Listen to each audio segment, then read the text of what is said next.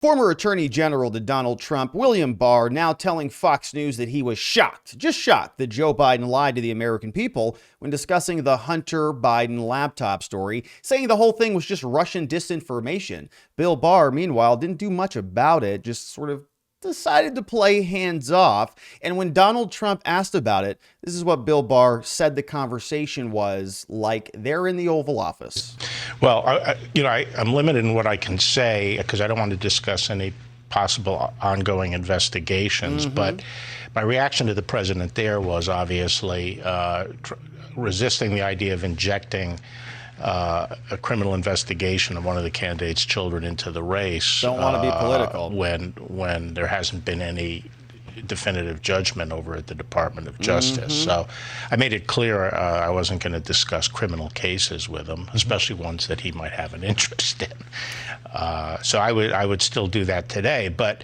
And there's good reason for that. So a lot of people are concerned saying, hey, Bill Barr, if you knew that this was a problem, Joe Biden was lying about all this stuff, why didn't you say anything? You were kind of in a position of power. You were, of course, the Attorney General of these United States, and you have a duty to get in there and do something about this. But really what you heard him say was he was protecting the president, protecting Donald Trump, because what there is a problem with, if Donald Trump did insert himself into the investigation, we have a major conflict of interest. What would end up happening, certainly, is that any of those cases that he inserted himself into would be dismissed almost immediately, and Donald Trump would probably have a more legitimate basis for being impeached. We know they tried twice. If he inserted himself and created an actual conflict of interest under the rules, well, they would certainly latch onto that and try to impeach him. And so Bill Barr is saying, listen, I know, Mr. President, that you really are interested in this, and I would love to tell you all about what's going on, but I just can't. And it's something I'm doing for your own protection.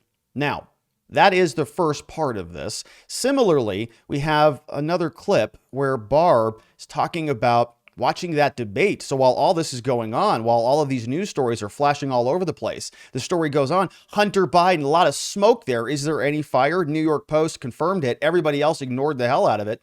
And this was subject of a lot of conversations taking place outside of the mainstream media.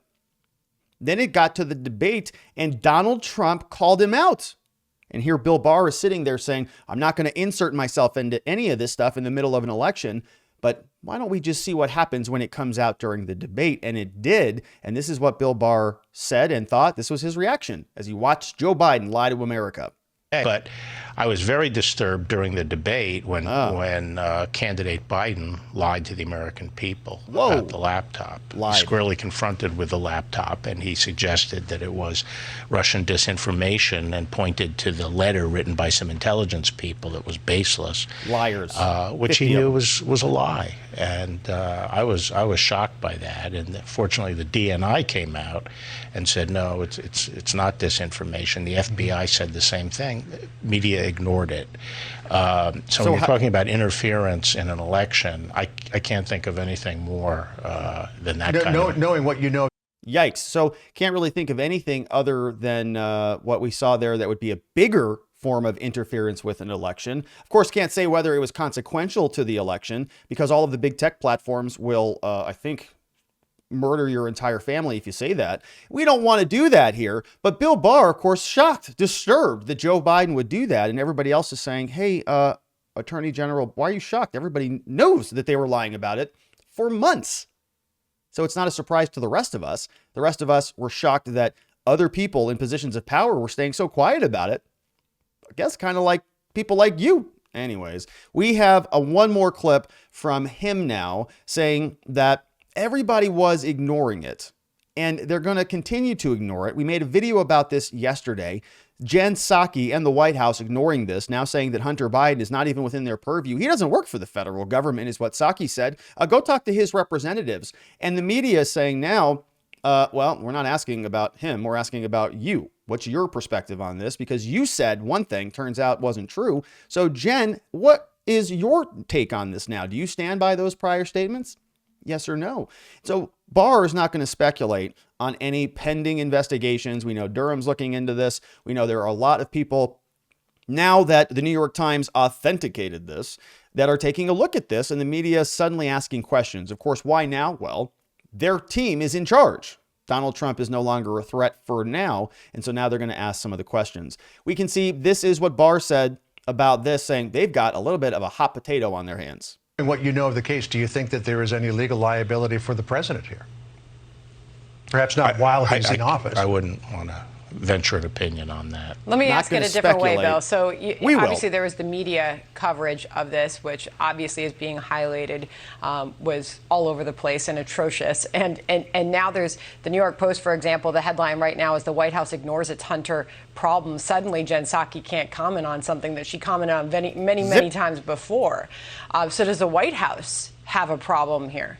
Yeah.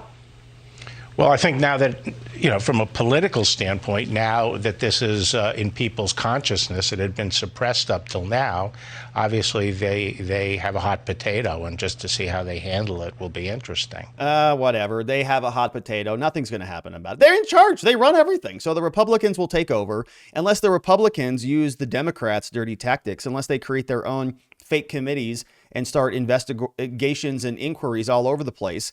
Probably nothing's going to happen. We'll probably see they take over, and a bunch of people like Mitt Romney will get up there and they'll say, well, we're better than the Democrats, and so we're not going to look into any of these things. Why?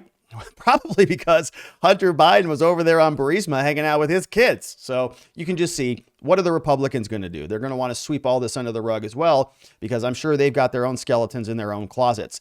But Bill Barr isn't going to be speculating about any of the potential criminal potential charges that might come down the pike.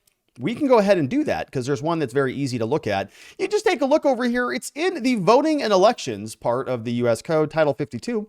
Fraudulent misrepresentation. Oh, here you can see if we take just a quick look at this statute. This is just one charge. I was thinking maybe this could apply to Joe Biden.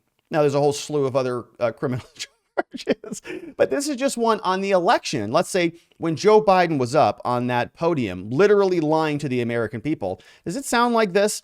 Let's take a look here. Make sure our pen is on. No person who is a candidate for federal office, Joe Biden, shall fraudulently misrepresent himself, or any committee or organization under his control. Basically what this is saying is the candidate can't misrepresent himself, and anybody who's sort of a subordinate of the candidate acting on behalf of the candidate, an agent of that candidate, can't go out there and also fraudulently misrepresent that candidate. Say anybody acting on behalf or an agent cannot do anything that is damaging to such other candidate or political party or employee or agent thereof. So subsection 1.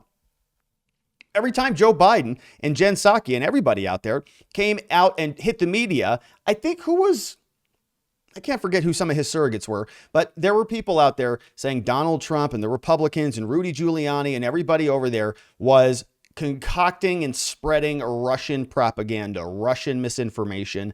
Adam Shifty Schiff Pencilneck, who's over there on the House Intelligence Committee, was saying the same thing repeatedly. Said it on Wolf Blitzer. And Biden was allowing it to happen. Said it himself in a debate, fraudulent misrepresentation.